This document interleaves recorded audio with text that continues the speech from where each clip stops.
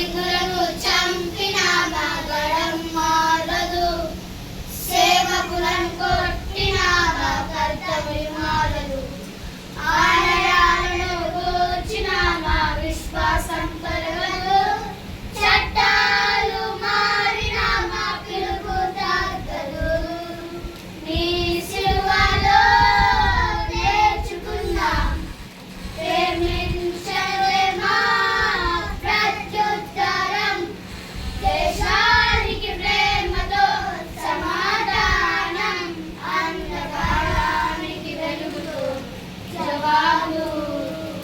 మమ్మల్ని గాయపరిచిన మేము ఆశీర్వదిస్తాము, ఎవరు మమ్మల్ని అరికట్టలే